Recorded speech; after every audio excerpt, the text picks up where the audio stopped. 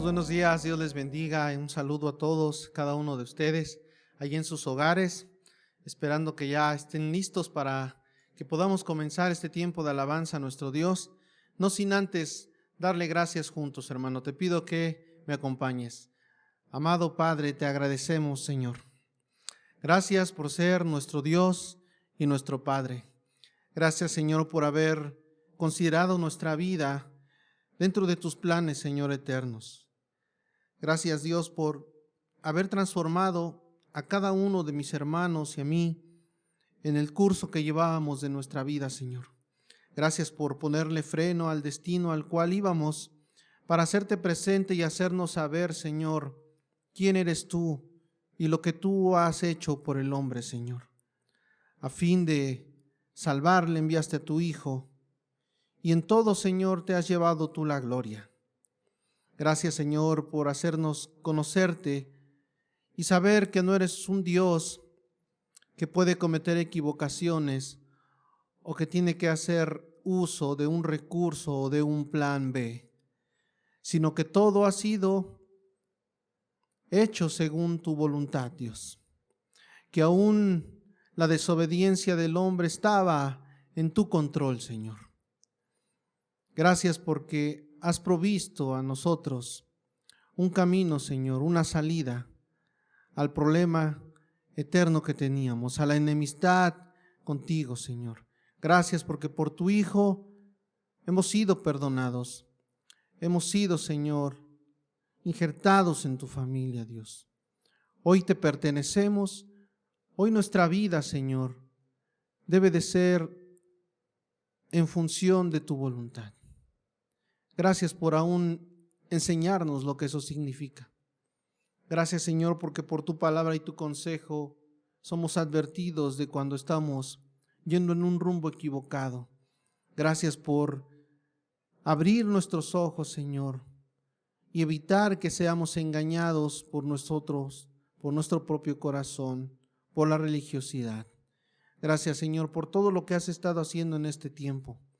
Gracias por cada una de las cosas que has ido corrigiendo, Señor, que nos has hecho conscientes y que se ha podido ver, Señor, tu mano en toda situación, en toda circunstancia.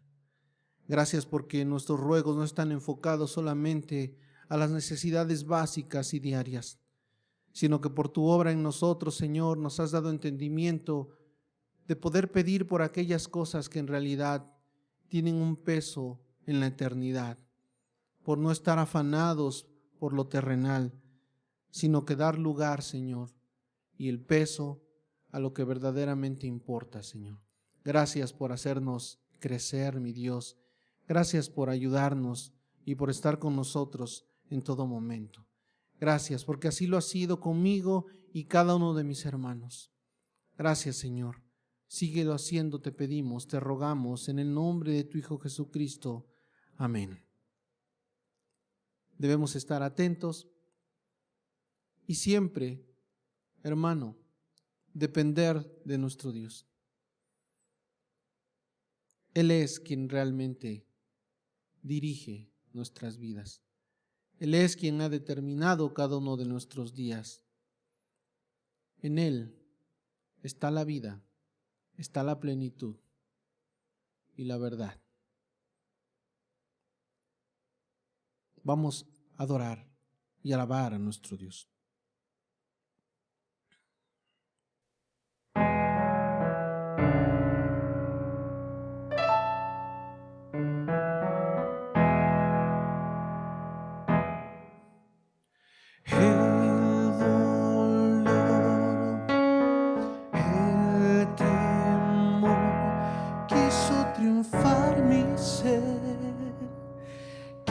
Triunfar mi ser,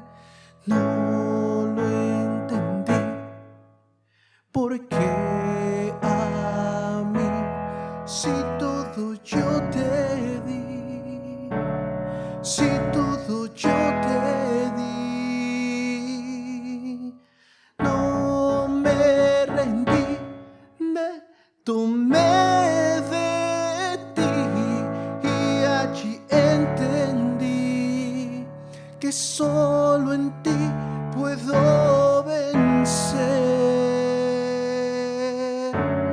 Él siempre reina, Él siempre gana, Él ganará y conquistará todas mis batallas. Aunque no crea, Él no me falla. Él sanará y aumentará la fe en mi alma. He aprendido, el mañana no es mío, solo contigo. Yo confío, no me rendí, me tomé de ti y allí entendí que solo en ti puedo vencer. Él siempre reina, Él siempre gana, Él ganará y conquistará todas mis batallas. Aunque no crea, Él no me falla. Él sanará y aumentará la fe en mi alma. Él siempre reina, Él siempre gana, Él ganará y conquistará todas mis batallas. Aunque no crea, Él no me falla. Él sanará y aumentará la fe en mi alma. Mi vivir es Cristo y el morir es aumento. Mi vivir es Cristo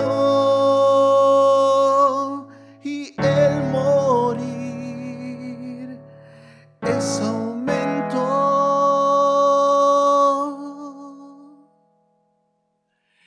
Él siempre reina, Él siempre gana, Él ganará y conquistará todas mis batallas. Aunque no crea, Él no me falla. Él sanará y aumentará la fe en mi alma.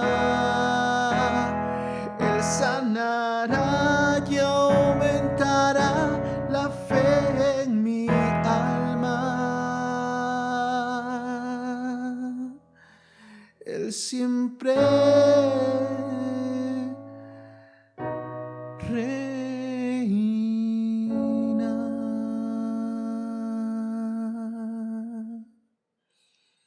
Gracias, Señor. Gracias porque en cada dificultad, Dios, te has hecho presente, has hecho visible tu soberanía, Señor, tu reinado sobre la tierra, sobre nuestros corazones. Gracias, Señor, por hacernos mirar a ese Dios maravilloso, grandioso, más grande que cualquier problema, más grande que cualquier dificultad, más grande que todo. Gracias, Señor, porque esto no sea el repetir algo, sino que tú, Padre amado, Estás dispuesto a mostrarte a nosotros, revelarte, sí en tu palabra, pero también en nuestra vida, mostrando tus hechos poderosos, mostrando, Señor, tus maravillas. Gracias, Señor, porque tu amor es maravilloso. Así como este canto lo expresa a continuación, hermano, vamos a cantar a nuestro Dios.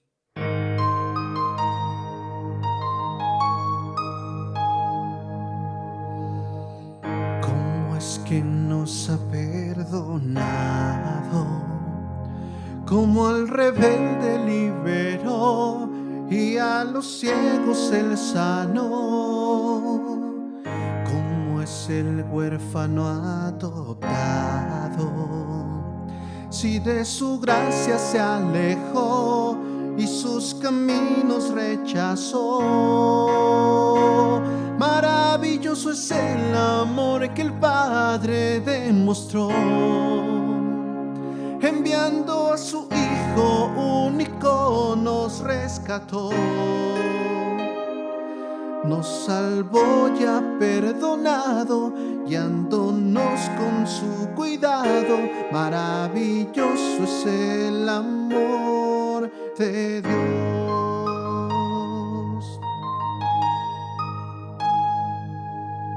Tu amor nos colma de bondades, tu gracia a la vida da color. Tú nunca nos dejarás, Señor. Tu espíritu lo has derramado. Nuestra adopción ya confirmó y el porvenir aseguró. Maravilloso es el amor que el Padre demostró, enviando a su Hijo único nos rescató. Nos salvó y ha perdonado, guiándonos con su cuidado. Maravilloso es el amor de Dios. Aunque el sufrir abunde aquí, confiamos que somos de Él. Cantemos hoy, Abba Padre. Aunque el sufrir abunde aquí, confiamos que somos de Él. Cantemos hoy, Abba Padre. Aunque el sufrir abunde aquí, confiamos que somos de Él. Cantemos hoy, Abba Padre. Maravilloso es el amor que el Padre demostró, enviando a su Hijo único nos rescató. Maravilloso es el amor que el Padre demostró, enviando a su Hijo único nos rescató. Nos salvó y ha perdonado, guiándonos con su cuidado. Maravilloso es el amor de Dios. Maravilloso es el amor de Dios.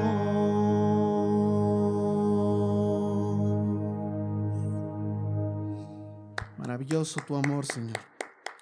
Incomparable amor.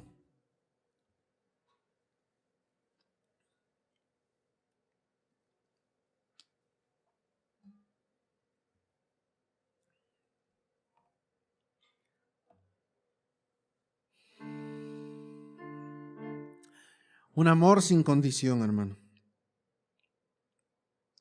Una de las cosas que conforme avanzamos en el conocimiento de nuestro Dios, de nuestro Padre, y que aprendemos es que nada de lo que tú y yo recibimos realmente tiene que ver en sí con nosotros mismos. Toda bondad, todo favor,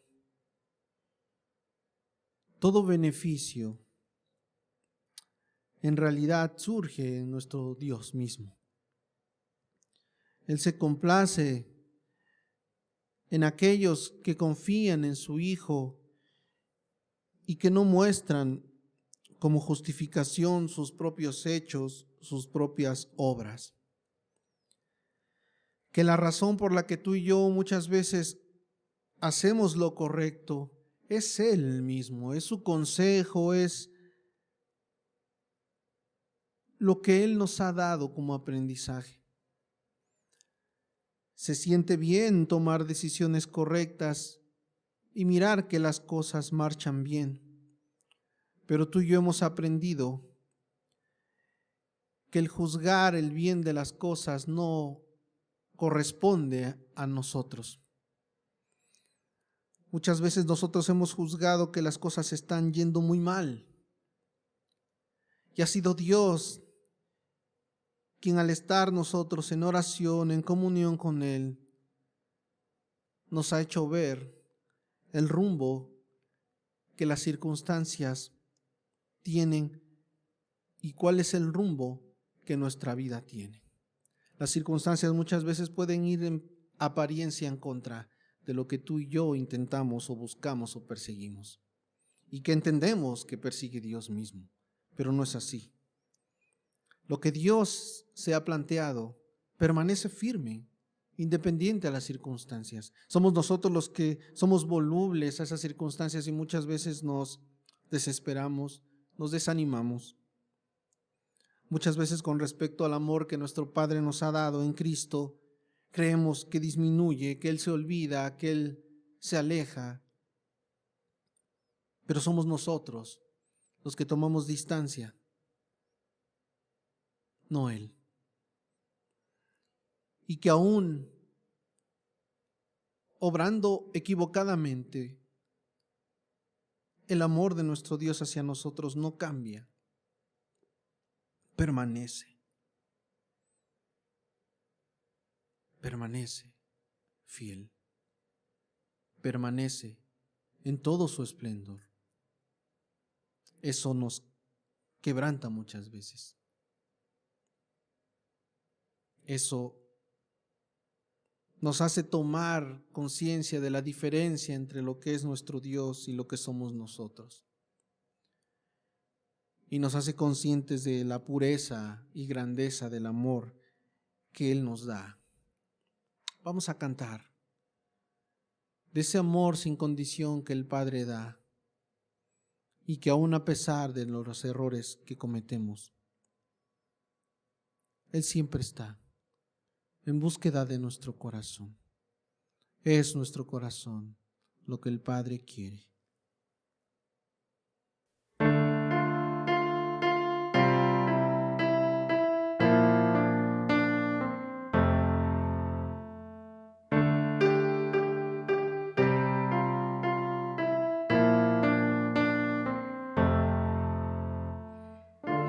Antes de hablar, cantaste sobre mí. Has sido tan bueno para mí.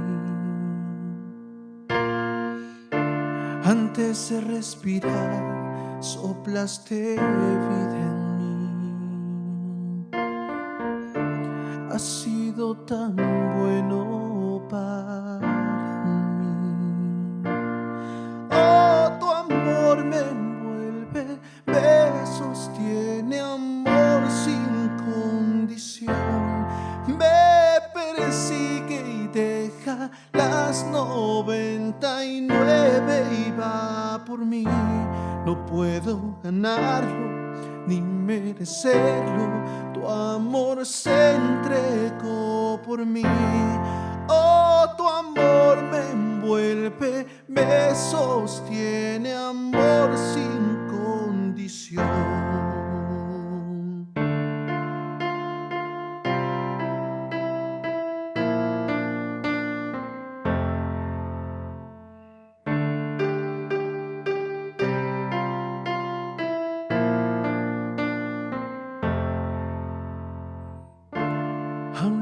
lejos de ti, tu amor luchó por mí. Has sido tan bueno para mí. Cuando no vi mi valor, te entregaste por mí. Has sido tan bueno para mí. Oh, tu amor me envuelve, me sostiene, amor sin condición. Me persigue y deja las 99 y va por mí. No puedo ganarlo ni merecerlo. Tu amor se entregó por mí. Oh, tu amor me envuelve, me sostiene, amor sin condición.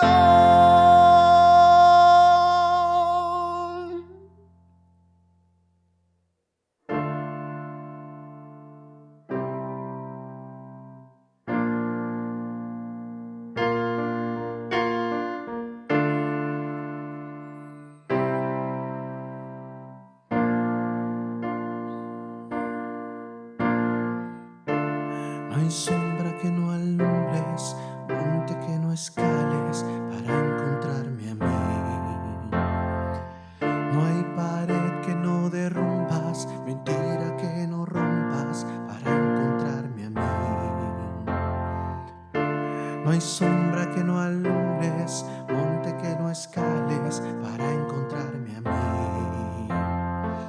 No hay pared que no derrumbas, mentira que no rompas para encontrarme a mí. No hay sombra que no alumbres, monte que no escales para encontrarme a mí. No hay pared que no derrumbas, mentira que no rompas para encontrarme a mí. Oh, no hay sombra que no alumbres, monte que no escales para encontrarme a mí. No hay pared que no derrumbas, mentira que no rompas. Oh, tu amor me envuelve, me sostiene, amor sin condición. Me persigue y deja las 99 y va por mí. No puedo ganarlo ni merecerlo. Tu amor se entregó por mí. Oh, tu amor me envuelve, me sostiene, amor sin condición.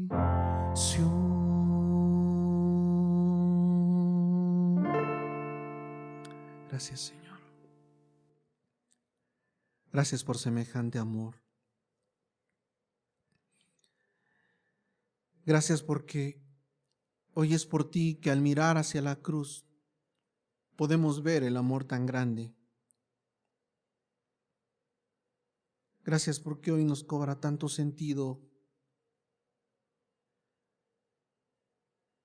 el mirar, imaginar a tu Hijo ahí en una cruz colgado. No solamente nos has dado la gracia de poder entender el gran amor que nos has mostrado, sino que también en tu gracia nos has permitido que ahí mismo, en esa cruz, miremos, sí, tu amor, pero también el sacrificio. Que el perdón de nuestros pecados tuvo un costo altísimo, Señor. Gracias por no dejarnos ahí queriendo entender todo solamente a la luz de tu amor y dejando de lado tu justicia. Gracias por no permitir eso, porque eso ha llevado a muchos a considerar con tanta liviandad el cristianismo y la fe que nos has dado. El no considerar el alto costo. cuando tu misma palabra nos enseña que el rescate nuestro, que nuestras vidas tuvieron un precio de sangre. La sangre de tu perfecto e inocente Hijo. Gracias, Señor. Gracias por el amor sin condición que nos das. Gracias por abrir nuestros ojos a tu justicia también y poderte mirar en el esplendor tuyo, completo como tú eres, Señor, y no solamente una parte de lo que has hecho.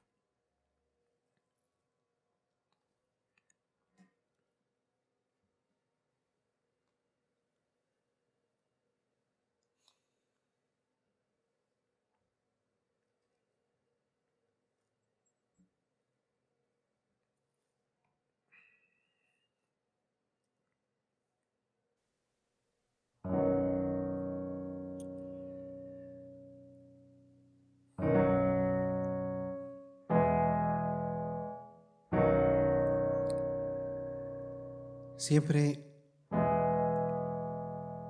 en esos momentos en los cuales nos sentimos quizás más débiles,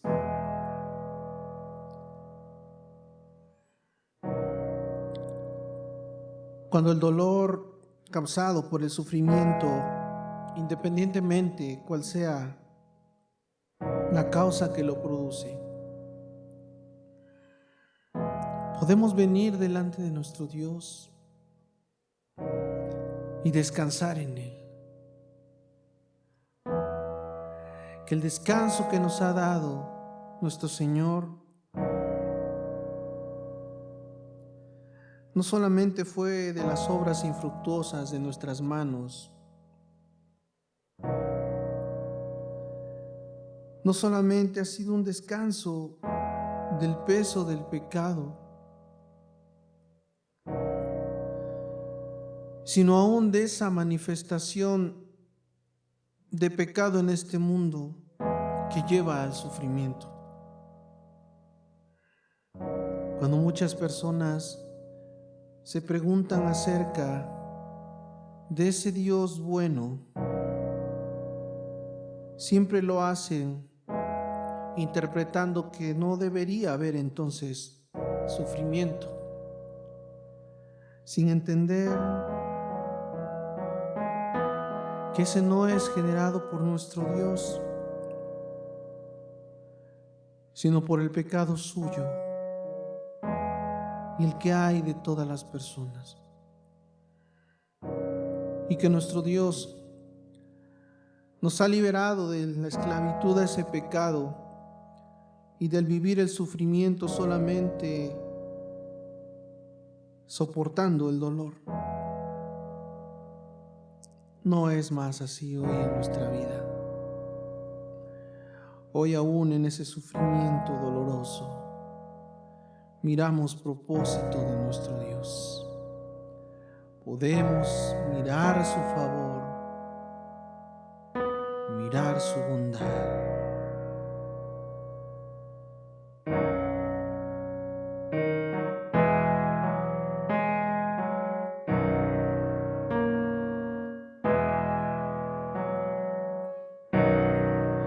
Si abatido y dolido estás y cansado del peso cargar, Cristo nos llama. Si al final del camino estás sin saber hacia dónde mirar, Cristo nos llama. Ven ante su trono, el Padre te recibirá con sangre preciosa. Jesús borró nuestra maldad.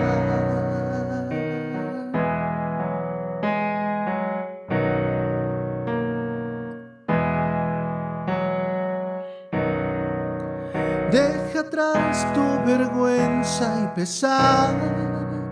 Ven a Él, ya no esperes más. Cristo te llama. Trae toda tristeza al altar. Nueva vida Jesús te dará. Cristo nos llama. Ven ante su trono, el Padre te recibirá con sangre preciosa. Jesús borró nuestra maldad. Ven ante su trono, el Padre te recibirá con sangre preciosa. Jesús borró nuestra maldad.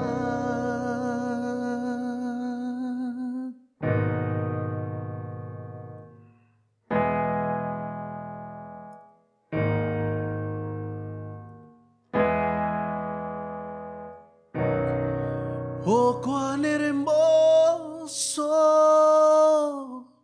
es nuestro Salvador. Canta aleluya, Cristo vive. Nadie es más grande,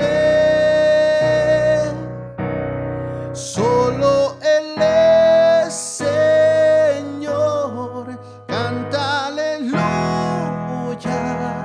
Cristo vive.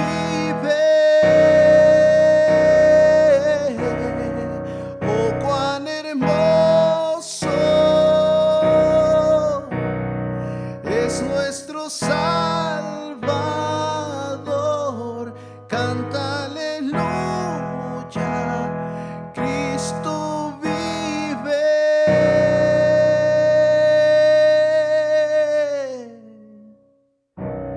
Ven ante su trono, el Padre te recibirá con sangre preciosa. Jesús borró nuestra maldad. Ven ante su trono, el Padre te recibirá con sangre preciosa. Jesús borró nuestra maldad.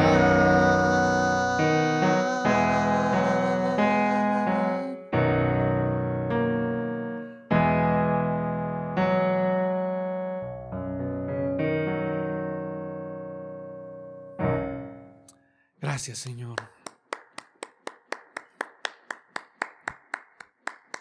Imposible sería acercarse a nuestro Dios si ese pecado siguiera ejerciendo ese poder de dominio y de sentencia sobre nosotros.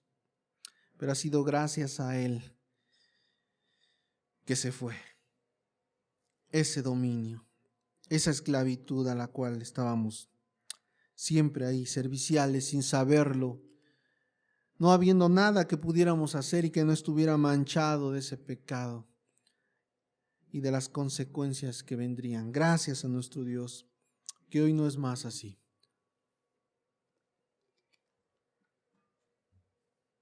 Hoy tenemos plena confianza para acercarnos a Él y no considerar que esa posibilidad y el favor recibido nos corresponde como mérito, sino que aún le corresponde a nuestro Dios, porque Él es un Dios misericordioso, de abundante misericordia, de abundante gracia para contigo y conmigo, hermano.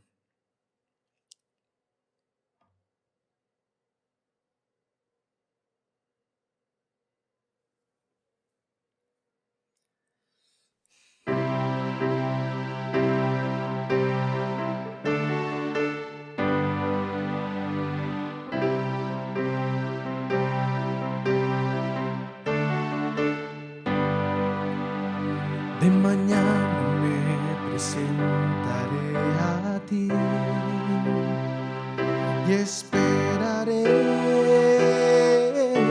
esperaré.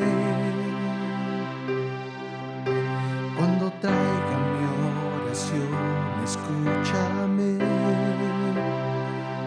Esperaré, esperaré. De mañana me presentaré a ti. Esperaré, esperaré. Cuando traiga mi oración, escúchame. Esperaré, esperaré. Tú eres santo, apartado del mal. Pero dilo, pero grande misericordia. Vendré a tu casa y te adoraré. Vendré a tu casa y me postraré por la abundancia de tu misericordia y el favor inmerecido de tu amor. Vendré a tu casa y te adoraré.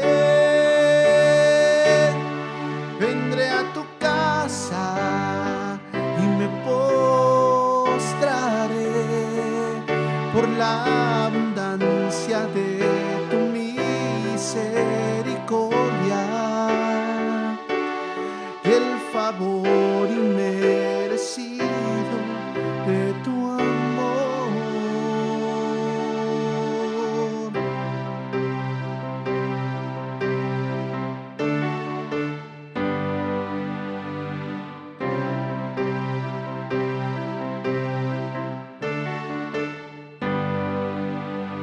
De mañana me presentaré a ti y esperaré, esperaré. Cuando traiga mi oración, escúchame. Esperaré, esperaré. De mañana me presentaré a ti y esperaré, esperaré. Cuando traiga mi oración,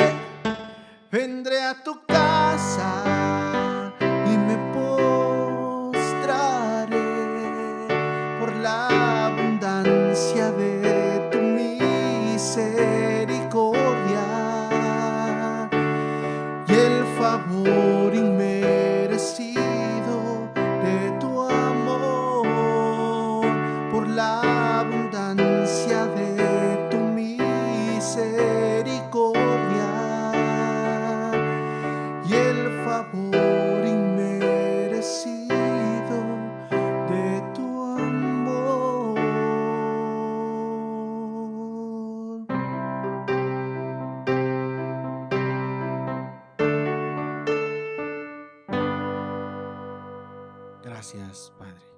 Démosle un fuerte aplauso a nuestro Dios, hermano. Y démosle gracias por sus maravillas en nosotros. Gracias, Padre, gracias. Bien, hermano, dispón tu corazón para escuchar la palabra del Señor.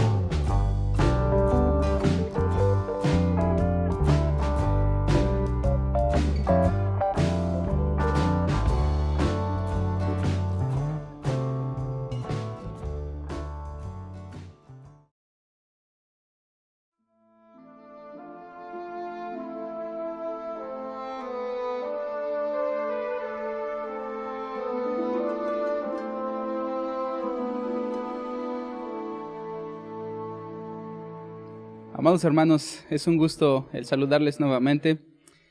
Sabemos que el horizonte en el cual el día en que estemos nuevamente reunidos juntos en este lugar se acerca. Sin embargo, todavía aún no es el momento, todavía hay ciertas circunstancias que tienen que cumplirse para que llegue ese momento. Entre tanto, es lo mejor que podemos hacer sería seguir gozándonos en medio de la posibilidad de poder seguir estudiando la palabra de Dios, de poder seguir gozándonos en medio de la alabanza y de la enseñanza como una congregación en nuestra familia, en nuestros hogares, y que la adoración y el estudio de la palabra de Dios sigan siendo aire fresco en medio de tantas certidumbres, en medio de tantas dudas o preguntas que nos ahogan. Que la palabra de Dios siga siendo aire fresco para nosotros, para su iglesia y para todos aquellos que amamos en el Señor. La realidad es que el regreso a nuestra congregación será con muchísimas restricciones. Por lo tanto, les pido que sigan atentos a nuestra página de Facebook. Allí estaremos publicando, cuando se llegue el día, cada uno de los requisitos y restricciones con las cuales cada uno de ustedes tendrá que cumplir para poder asistir a nuestra reunión debido a las indicaciones que nuestras autoridades han estado emitiendo y normativas que han estado estableciendo para los lugares de reunión. Nosotros no somos la excepción, así que tendremos que cumplir con cada uno de esos requisitos que nuestro gobierno implemente en nuestra ciudad. Así que un par de semanas antes, una semana antes de nuestro reinicio, les estaremos comunicando cada una de esas restricciones para que el día en que volvamos a estar juntos, cada uno de ustedes tenga los elementos y la información necesaria para saber con qué requisitos cumplir y cómo debe de ser nuestro comportamiento dentro de este lugar de reunión, de manera que estemos bien, de manera que estemos seguros en cuanto a la salud de cada uno de nosotros, recordando que a Dios también le importa nuestra salud y nosotros debemos de ser diligentes en el cuidado de la misma, no solamente por nosotros, sino incluso también por nuestras familias. Así que ya se llegará ese momento y les daremos también las indicaciones necesarias. Entre tanto, pues sigamos respirando la palabra de Dios, sigamos tomando fuerza, tomando ánimo en ella por medio de Dios y de su Espíritu, para que podamos seguir siendo edificados y para que sigamos creciendo en el conocimiento de nuestro Señor Jesucristo. El día de hoy continuaremos con el estudio de los Salmos, así que pónganse de pie y abran sus Biblias en el Salmo número 36 que estudiaremos el día de hoy. Salmo número 36, que llevará como título La realidad del hombre delante de un Dios bueno. La realidad del hombre delante de un Dios bueno. Salmo número 36. Leamos como es nuestra costumbre, de forma alternada entre ustedes y yo, siendo yo quien inicia. La iniquidad del impío me dice al corazón: no hay temor de Dios delante de sus ojos.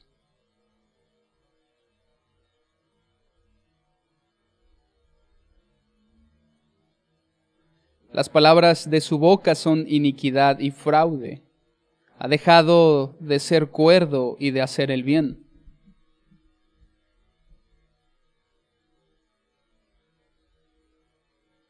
Jehová, hasta los cielos llega tu misericordia, y tu fidelidad alcanza hasta las nubes.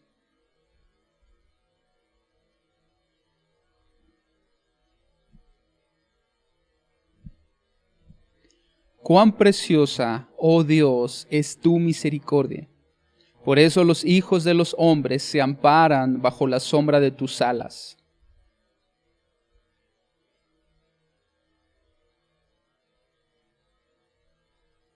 Porque contigo está el manantial de la vida, en tu luz veremos la luz.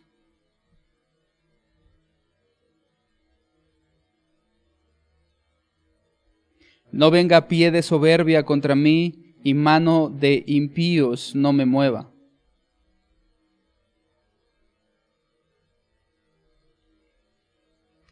Señor, te damos gracias en esta tarde por la oportunidad que nuevamente se presenta delante de nosotros por tu gracia de poder seguir siendo edificados en tu palabra.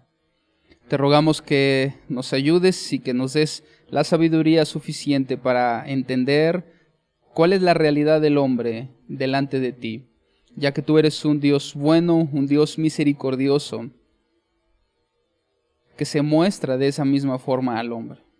Ayúdanos a entender ambas realidades, cuál es nuestro lugar y cuál es el tuyo. Te damos gracias en el nombre de tu Hijo Jesucristo. Amén. El día de hoy me gustaría iniciar con una pregunta, y la pregunta es la siguiente.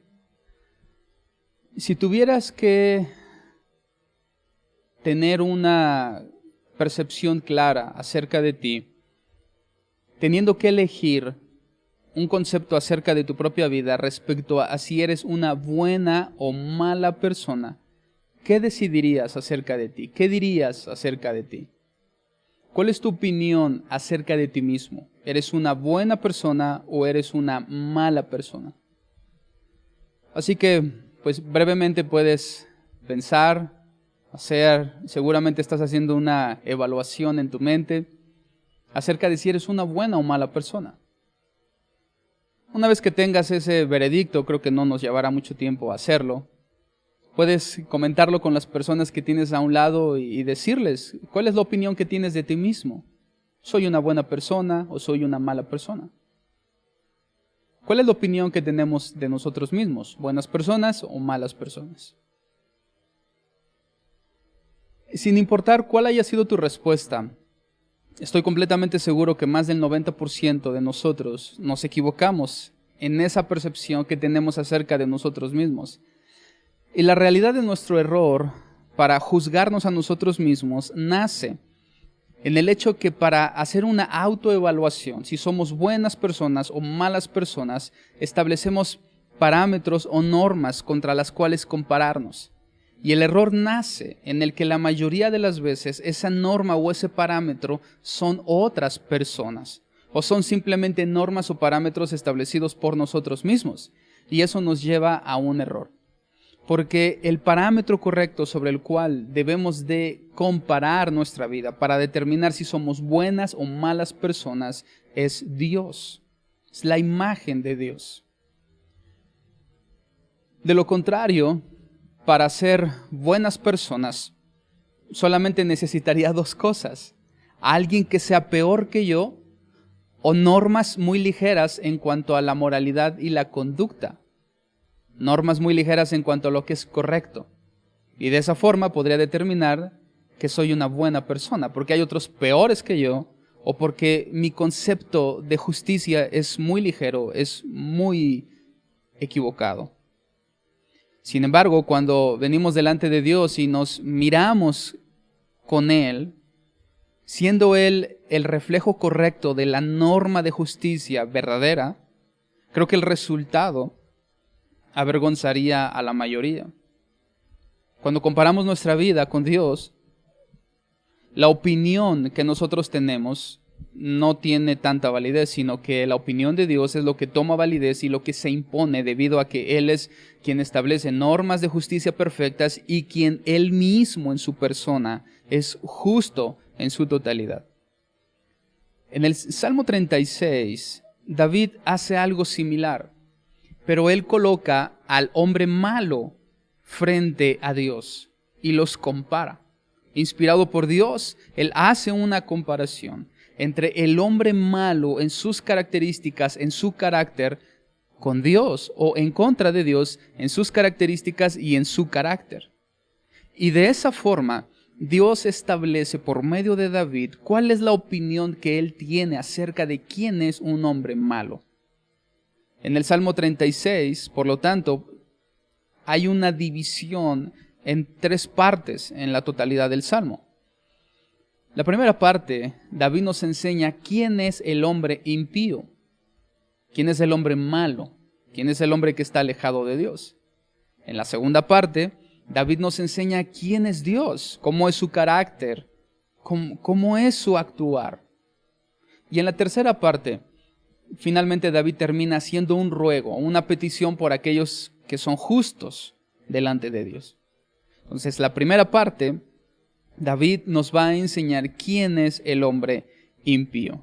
Y allí comenzamos en el versículo número 1 del Salmo 36 para ver cuál es la realidad del hombre delante de un Dios bueno.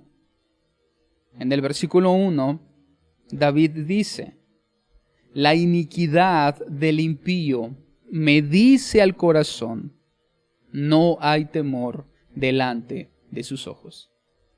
Es decir, David está diciendo, yo puedo entender o yo discierno en el impío, por su comportamiento, por su carácter, que no hay temor de Dios delante de él. Esa es la conclusión inicial de David en este sentido. Es la introducción de lo que David en cómo nos presenta al hombre impío. Por lo tanto, ya de inicio entendemos que el mayor problema del hombre no es su moral, no es intelectual, su problema no es social. El problema principal del hombre es que no tiene temor de Dios. Y a partir de ese problema principal, en su falta de temor de Dios, es que nacen todas las demás fallas, es que nacen todos los demás problemas.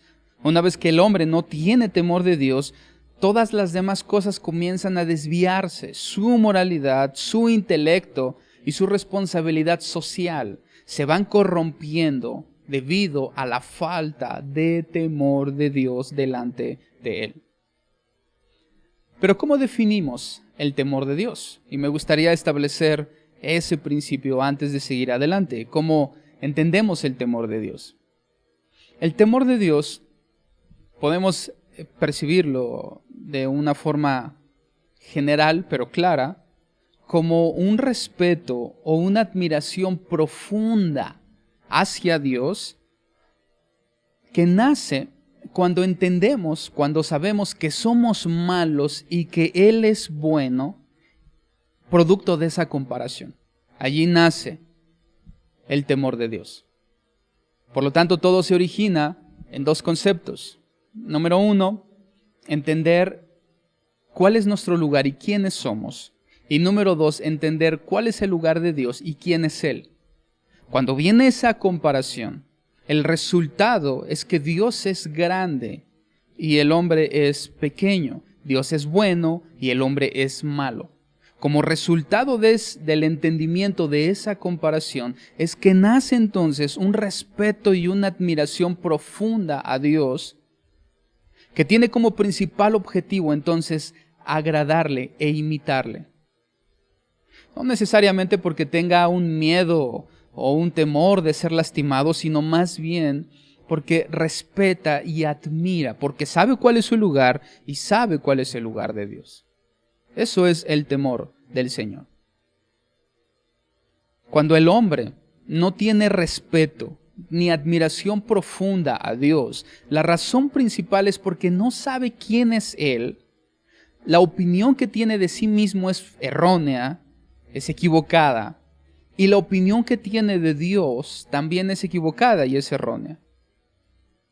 Él se considera mucho más alto y a Dios en un nivel más inferior, y eso impide que surja el respeto y la admiración profunda hacia Dios. No hay temor de Dios. Y David nos dice que el inicio del problema nace en el corazón del hombre, cuando delante de él no hay temor, no hay admiración, no hay respeto, no entiende quién es Él y no entiende cuál es el lugar de Dios.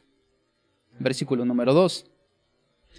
Una vez que David nos muestra cuál es el principal problema, él sigue avanzando en la descripción de el hombre delante de Dios. En el verso 2 dice que se lisonjea, por tanto, en sus propios ojos. De su iniquidad no será hallada y aborrecida.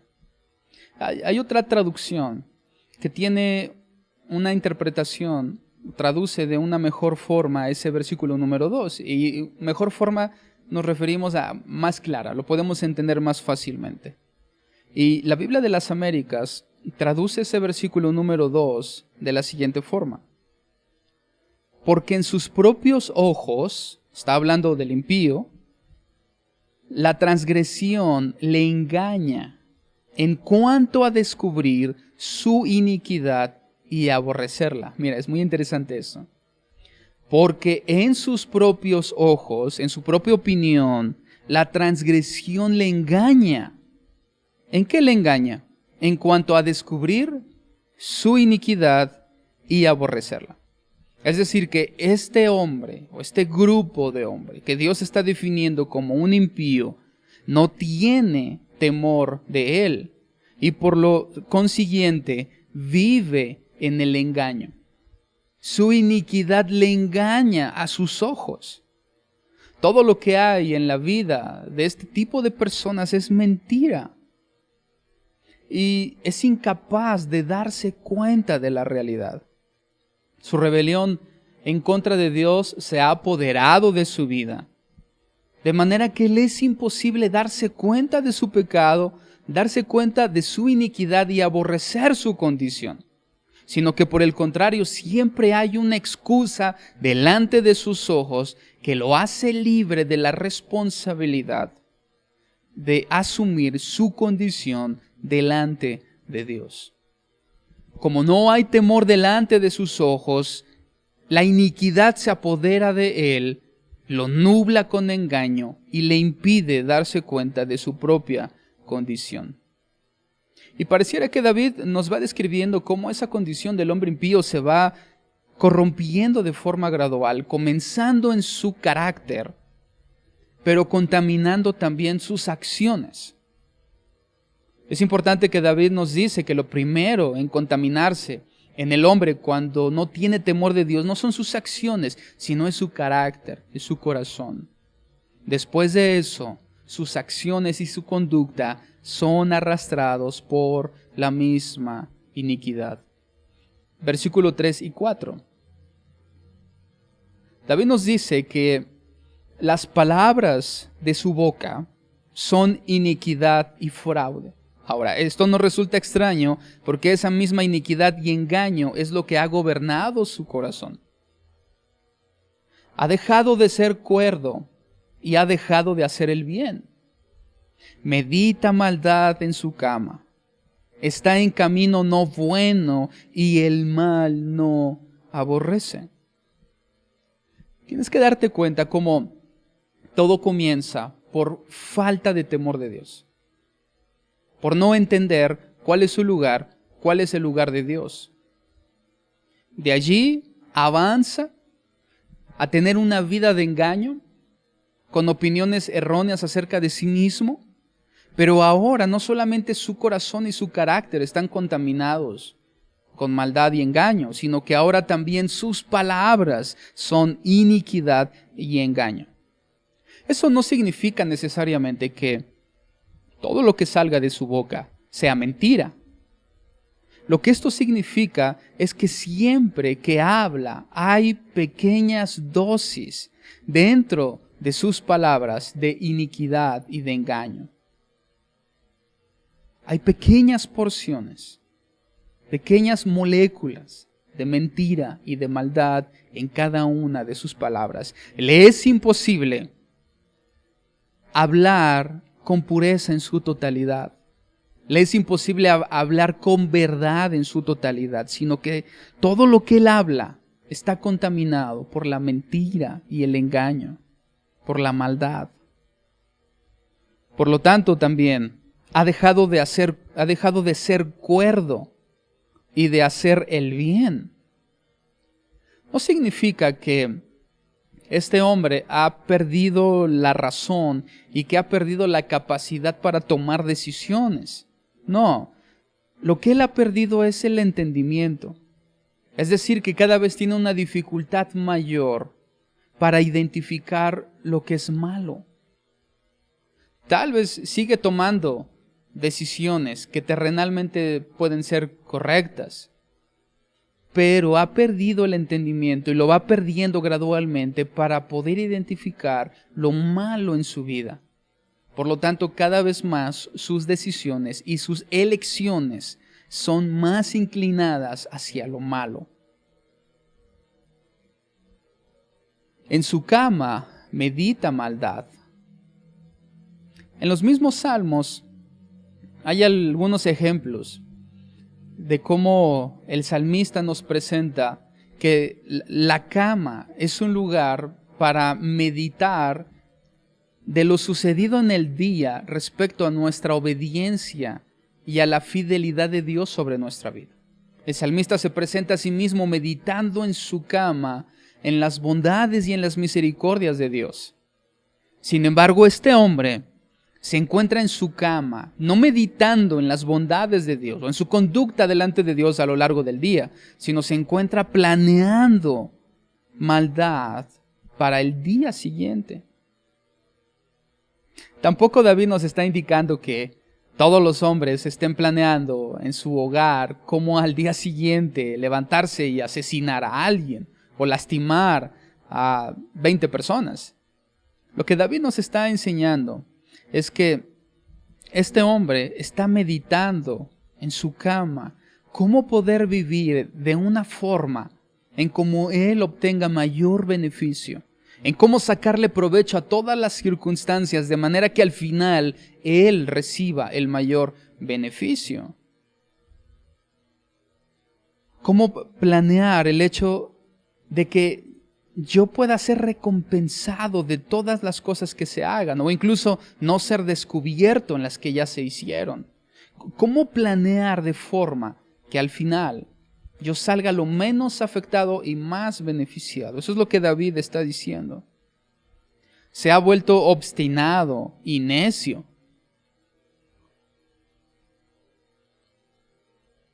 Ya no hay arrepentimiento. Ya no hay titubeos, ya no hay cuestionamientos por su maldad. Se ha obstinado totalmente, está en camino no bueno y no se va a apartar de él. Ha decidido, ha elegido y nada lo va a hacer cambiar. No titubea, es claro, es decidido, está convencido, hará lo malo. Y finalmente David nos dice que el mal no aborrece. Es decir, que este hombre que inició sin temor de Dios, con ausencia de temor de Dios, ahora ya ha terminado amando y aprobando la maldad. Y terminó amando lo que inicialmente, o en un inicio, había sido creado para aborrecer. El hombre fue creado para aborrecer lo malo y amar lo bueno. Sin embargo, este personaje termina amando lo que en un inicio él mismo fue creado por Dios para aborrecer. Y así es como David termina la evaluación y la realidad del hombre delante de un Dios bueno. David termina hablando acerca de una conclusión terrible en que el hombre ama lo que debería aborrecer y aborrece aquello en lo cual fue creado para amar, es decir, a Dios. El problema del hombre inicia con su falta de temor de Dios y termina con falta de temor de Dios. Esa es la realidad del hombre delante de un Dios bueno. Pero, ¿cómo es entonces este Dios bueno? David ya nos muestra cuál es la realidad de un hombre malo a los ojos de Dios y cómo él lo ha descrito en su carácter y en sus acciones. Pero ahora, ¿cómo es este Dios bueno? ¿Cómo David describe a Dios?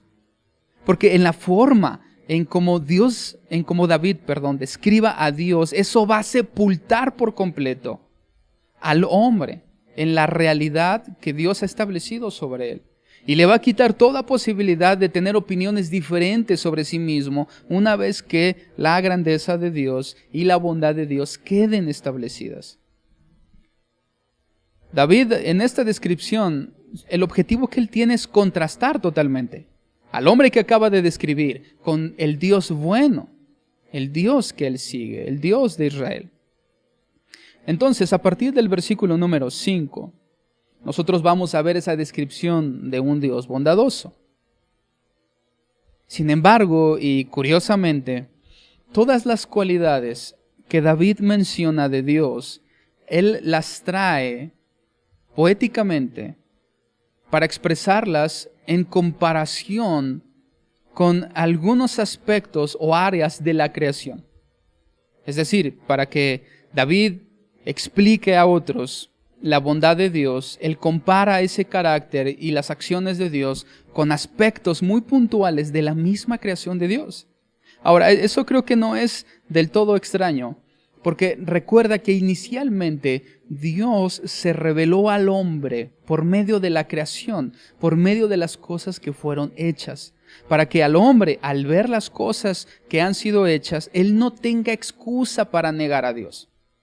Así que ahora esas mismas cosas creadas van a servir como una comparación, un ejemplo visual de cada una de estas características que David va a presentar de Dios. Por lo tanto, esta comparación con Dios más bien viene a ser una especie de reproche al hombre por su incapacidad de reconocer a Dios y de temerle, a pesar de que Dios ha dejado evidencia de quién es Él en toda la creación. Y por eso David hace estas comparaciones. En el versículo 5, David dice: Jehová, hasta los cielos llega tu misericordia, y tu fidelidad alcanza hasta las nubes. Primeros dos ejemplos que son tomados de la creación: cielos y nubes. Para un judío, hablar de cielos y hablar de nubes eran conceptos claros para ellos, porque eran conceptos que se usaban para establecer medidas. Y se usaba en un ámbito de medición. Por ejemplo, los judíos consideraban, cuando se hablaba acerca de los cielos, en cuanto a la altura o al alcance que puede llegar a tener. Y cuando se habla de las nubes, en otras traducciones incluso dice firmamento. Allí los judíos entienden distancia. Por lo tanto, la misericordia de Dios, que es comparada con los cielos, es inagotable. Así como los cielos son inagotables, son altos, son inagotables, la misericordia de Dios también lo es. Y así como las nubes o el firmamento es extenso en distancia, así también la fidelidad de Dios es extensa, es interminable. Su misericordia es inagotable y su fidelidad es interminable. Si los hombres del tiempo de David, a los cuales fue destinado este salmo y escucharon este salmo, si ellos no tuvieron excusa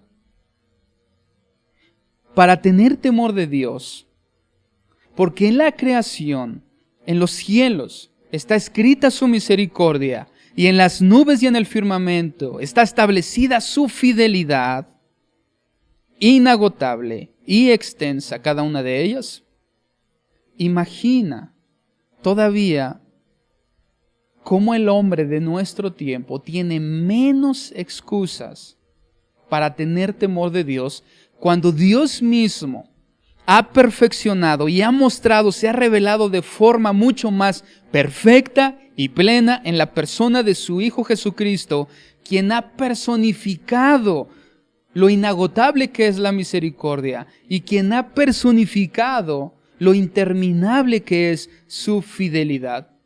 Porque Cristo es la imagen de la misericordia y de la fidelidad plena de Dios.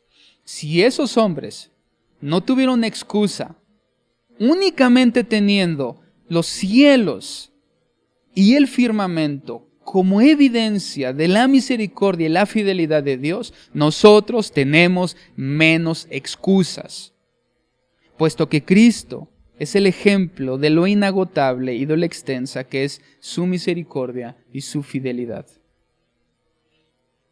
En el versículo número 6, allí David describe otros aspectos más del carácter de Dios, de la misma forma comparándolos con la creación. Allí David dice que Tu justicia, la justicia de Dios, es como los montes de Dios. Tus juicios como abismo grande. Oh Jehová, al hombre y al animal conservas. Tu justicia es como los montes. A lo largo de la Biblia nosotros vemos descripciones acerca de cómo son los montes, y una de las principales características que se le atribuyen a los montes es que son inamovibles. Su firmeza, que nada ni nadie los mueve ni los quebranta. Los montes permanecen, los montes son inamovibles, y de esa misma forma es la justicia de Dios. Es inamovible como los montes, inquebrantable. No importa la fuerza que el hombre haga o intente en sus acciones por manipular y alterar la justicia de Dios, su justicia es inalterable, inamovible. Sus juicios, de la misma forma que las profundidades del mar, son profundos y son desconocidos en su totalidad para el hombre. No los puede medir, no puede llegar al fondo. Son insondeables, inescrutables los juicios de Dios, como un abismo grande, lo cual hace referencia a la profundidad del mar. Una de las cosas que incluso actualmente, y creo que para todos es sabido, que en nuestro planeta 3/4 partes de él son agua. Y se dice que un gran porcentaje, si no es 70% de los mares son desconocidos para el hombre. Imagina si en la actualidad hay tanto de desconocido en las profundidades de los océanos. ¿Cuánto de desconocido? ¿Cuán cortos estaremos respecto al entendimiento pleno de los juicios de Dios? Los juicios de Dios son profundos y nuestra mente y razonamiento cortos para entenderlos. Oh Jehová, al hombre y al animal conservas. Es decir que así como Dios cuida de su creación, así también Dios cuida del hombre. Si nos damos cuenta, son descripciones totalmente opuestas al hombre malo que David acaba de describir. El hombre es inestable, injusto y egoísta. Sin embargo, Dios es inamovible, justo y además es misericordioso para cuidar de su creación. ¿Cómo describe finalmente, en un resumen, a Dios por parte de David? ¿Cómo David resume quién es este Dios bueno en el versículo número 7? Y mira cuál es el resumen, la conclusión de David respecto a la descripción de un Dios bondadoso. David termina diciendo: cuán preciosa, oh Dios, es tu misericordia. Por eso, porque tu misericordia es preciosa, los hijos de los hombres se amparan bajo la sombra de tus alas. Cuán preciosa, oh Dios, es tu misericordia. Por eso, los hijos de los hombres se amparan bajo la sombra de tus alas. Aquí la palabra misericordia es importantísima, porque hace un énfasis específico sobre el amor inagotable de Dios. De hecho, en algunas otras traducciones, allí ya podemos leer, cuán precioso, oh Dios, es tu amor inagotable. Ya se traduce de esa forma. Cuando David habla aquí de misericordia, se está refiriendo específicamente al amor inagotable de Dios. Cuán precioso, cuán valioso para el hombre es el amor inagotable de Dios, tanto que el hombre, los hijos de los hombres, pueden venir y ampararse bajo las sombras de sus alas. ¿Por qué? Porque Dios tiene un amor inagotable. Ahora, eso concuerda muchísimo con uno de los textos en el Nuevo Testamento más conocidos por los creyentes. Porque de tal manera amó Dios al mundo, que ha dado a su Hijo unigénito para que todo aquel que en Él cree no se pierda, mas tenga vida eterna. De tal manera fue ese amor inagotable de Dios que Él nos dio a su Hijo para que cualquiera pudiera venir a refugiarse bajo la sombra de sus alas. David no está diciendo que todos los hombres vendrán a refugiarse en sus alas. De la misma forma que Juan tampoco está diciendo que el amor inagotable de Dios salvará a todas las personas. Ni David ni Juan están afirmando esas cosas. Ambos, sin embargo, sí están haciendo un énfasis en la posibilidad de que cualquiera pueda venir a refugiarse bajo la sombra de las alas de Dios, de la misma forma en como cualquiera puede ser salvo. Ni David ni Juan están diciendo que todos los hombres se refugiarán y que todos serán salvos. Sin embargo, están diciendo que cualquiera puede venir a refugiarse y que cualquiera puede ser salvo.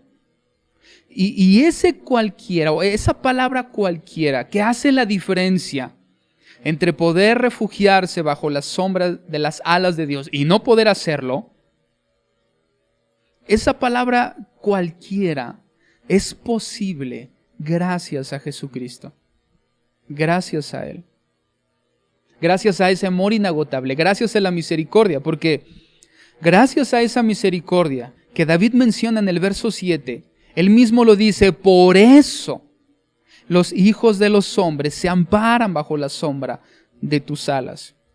Y ese amor inagotable se personifica, se encarna en Cristo. De manera que ahora nosotros, por ese mismo amor inagotable en Cristo, podemos venir a ampararnos bajo la sombra de las alas de Dios y no solamente encontrar refugio, sino encontrar salvación y vida eterna. Hay una garantía allí de todos los que quieran, puesto que ahora ya cualquiera puede por Cristo. Simplemente es cuestión de que aquellos que han sido llamados quieran venir. Ahora pueden venir cuando antes no podían, o no podíamos, porque estábamos alejados de la ciudadanía de Dios en Israel, ajenos de los pactos de la promesa, sin Dios y sin esperanza en el mundo. Pero gracias a Cristo, que Él puede abrir un camino para cualquiera. A todos aquellos que son llamados y aceptan venir, pueden refugiarse en el Señor y hallar salvación. Sin embargo, no hay garantía de que todos quieran. A pesar de que cualquiera puede venir gracias a Cristo, eso no garantiza que todos quieran venir. ¿Recuerdan el lamento de Jesús sobre Israel cuando Él sube a la cima del monte y desde allí se sienta con sus discípulos y Él mira a lo lejos a Israel? Él lanza un lamento que dice así: Jerusalén, Jerusalén, que matas a los profetas y apedreas a los que te son enviados. ¿Cuántas veces quise juntar a tus hijos como la gallina a sus polluelos debajo de sus alas y no quisiste? Ahora, yo hago énfasis en esa última frase, y no quisiste. No dice, y no pudiste. Dice, no quisiste. Porque gracias a Cristo podemos. Gracias a que Dios eligió a Israel como su pueblo, ellos podían venir a refugiarse bajo las alas de Dios. Nosotros, al no ser pueblo de Israel, no podíamos hacerlo, pero gracias a Cristo podemos también hacerlo. Venir a refugiarnos debajo de Dios. Sin embargo, hay algunos que no querrán hacerlo. De la misma forma que en Israel, a pesar de ser el pueblo de Dios, algunos no quisieron refugiarse bajo las alas de Dios. Algunos no querrán venir a Cristo a pesar de que Él ha logrado, mediante su sacrificio y mediante su sangre, lograr que cualquiera que es llamado pueda venir a Él.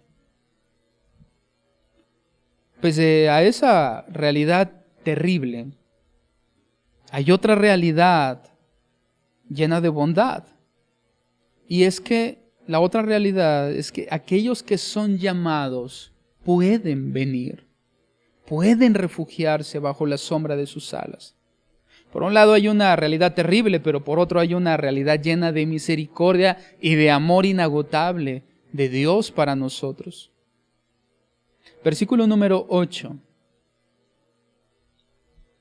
Aquellos que son llamados, que vienen a refugiarse, que quieren refugiarse en Cristo, en ese amor inagotable de misericordia de Dios. Verso 8, David dice, serán completamente saciados de la grosura de tu casa, y tú los abrevarás del torrente de tus delicias. Porque contigo está el manantial de la vida, en tu luz veremos la luz. David está estableciendo la promesa de Dios de una satisfacción total en su casa, con una ausencia total de sed, porque Él va a abrevar a sus ovejas del torrente de sus delicias. Dios será un manantial de vida y fuente de luz para ellos. Todas estas referencias tienen una fuente muy importante para Israel, porque cuando leemos grosura de tu casa, sabemos que grosura se refería a la grasa de los animales que eran sacrificados y que era un sinónimo también de abundancia para el pueblo de Dios. La abundancia de tu casa, los abrevarás del torrente de tus delicias. Y esa palabra delicias contiene es la misma palabra que en su raíz significa Edén. Es exactamente la misma raíz. Y tú los abrevarás del torrente, de las fuentes de agua de Edén, de tu Edén. Porque contigo está el manantial de la vida, fuente de agua viva. En tu luz veremos la luz. Todas son referencias culturales a ellos. Sin embargo, en Jesucristo, esa realidad prometida se amplifica y se hace verdadera para nosotros.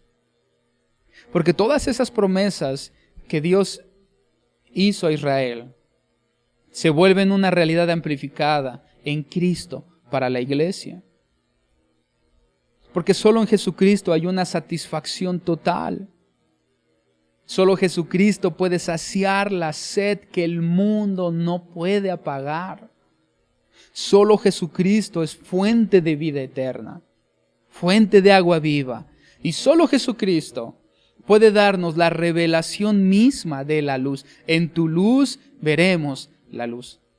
¿Recuerdas que los evangelios dicen que nadie puede conocer al Padre sino aquel a quien el Hijo lo quiera revelar? En tu luz, en Cristo, veremos la luz de la revelación de Dios.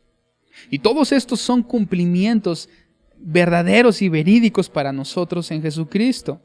Para todos aquellos que hemos aceptado nuestra realidad de maldad delante de un Dios bueno, que nos permite tener temor de Dios, un respeto y una veneración correcta sobre Dios, de manera que queremos obedecerle en todo lo que Él ha dicho. Y ese conocimiento verdadero de Dios ha venido de la revelación en la promesa de su Hijo Jesucristo. Plenitud, agua viva, vida eterna, luz verdadera, son cosas que son prometidas en Cristo y en su sacrificio. ¿Cómo termina el Salmo? Bueno, una vez que David ha establecido estos dos contrastes, la realidad del hombre malo delante de un Dios bueno, ahora David termina con una oración, con una petición, del versículo 10 al versículo 12. Extiende tu misericordia a los que te conocen, y tu justicia a los rectos de corazón. No venga pie de soberbia contra mí, y mano de impíos no me mueva. Allí cayeron los hacedores de iniquidad, fueron derribados y no podrán levantarse.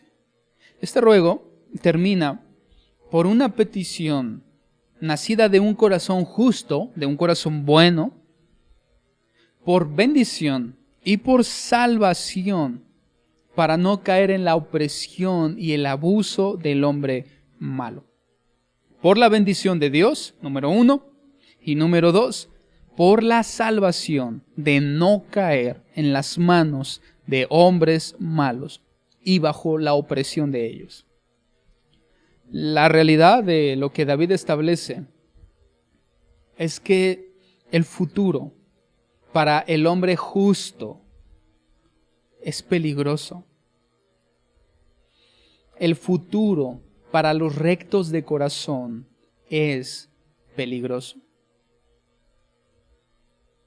Porque siempre habrá una intención del hombre malo de poner su pie de soberbia sobre el cuello del justo y con su mano abusar del justo. Es lo que David está diciendo aquí. La conducta del hombre malo y su soberbia es una amenaza constante para aquellos que tienen un corazón justo. Por lo tanto, todos aquellos que vivimos bajo el temor de Dios, vivimos también bajo una amenaza constante de los hombres malos, de los impíos que no tienen temor de Dios. Sin embargo, en la petición de David, él ruega para que el hombre justo pueda levantarse y librar todo obstáculo de maldad. Ninguno de nosotros está libre de caer presa del abuso y de la soberbia de los hombres malos. Sin embargo, y a pesar de que podamos caer en circunstancias así, siempre nuestro Dios, que es bueno, al cual David ruega, extiende tu misericordia, extiende tu amor inagotable a los que te conocen. Extiende tu justicia a los rectos de corazón. ¿Recuerdas que estuvimos hablando acerca de la justicia de Dios y de nuestra seguridad en Cristo? De que Dios tarde o temprano castigará la justicia. Castigará la injusticia con su justicia.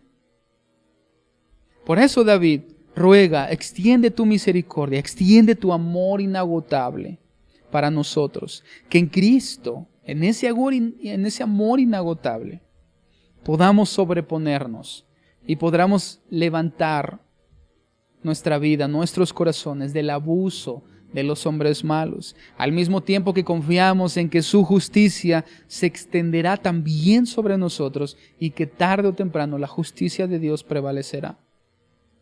Tenemos una promesa con cumplimiento eterno en Jesucristo. Las puertas del Hades no prevalecerán contra la iglesia.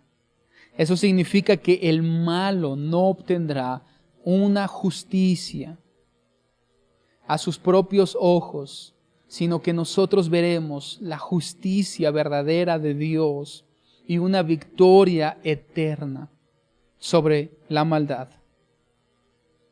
Nuestro destino está determinado, nuestra vida está segura, nuestra salvación está garantizada, y todo eso gracias por y para Jesucristo. Así como el principio del error para el impío fue la falta de temor de Dios, para nosotros, para el justo, el principio de la sabiduría es el temor de Dios. Así que la realidad del hombre malo delante de un Dios bondadoso no es satisfactoria para él. No es alentadora para el hombre malo. Sin embargo, la posibilidad de que cualquiera pueda venir a refugiarse sobre sus alas. Está presente y sigue vigente en Jesucristo. En Él y por Él, cualquiera que ha sido llamado puede venir, puede acudir en respuesta a ese llamado y encontrar refugio, encontrar plenitud, encontrar agua viva, encontrar vida eterna, luz verdadera en Jesucristo. Y para todos aquellos que lo hemos alcanzado, una constante de gozo debe llenar nuestros corazones, debe gobernar nuestras vidas. Así que, hermanos, el temor de Dios y la decisión de aceptar nuestra condición delante de este Dios bueno es la mejor decisión que hemos podido tomar jamás. Tiene promesas que se cumplirán en la eternidad, pero entre tanto, recuerda que nuestro destino está determinado, nuestra vida está segura y nuestra salvación está garantizada en Jesucristo. Señor, te damos gracias por tu Hijo Jesucristo, Señor. Porque solo por Él y mediante Él, para aquellos que estaba restringida la salvación, ahora es una posibilidad real. Porque la revelación verdadera de ti proviene de Él, proviene de Cristo. Así que aquellos que hemos sido alcanzados por ese amor inagotable que se ha personificado en tu Hijo. Gracias, Señor, porque tu fidelidad, que es interminable, nos ha alcanzado. Porque tu misericordia, que es inagotable, nos ha alcanzado. Y ahora nuestro destino es distinto y nuestra vida ha sido transformada. Y todo mediante la valiosa acción redentora de tu Hijo Jesús. Así que nuestra vida ahora te pertenece, Señor. Nuestra vida ahora es tuya, porque tu amor inagotable nos alcanzó. Ese mismo amor te rogamos que nos permita mantenernos firmes delante de ti, Señor. Te damos gracias en el nombre de tu Hijo Jesucristo. Amén.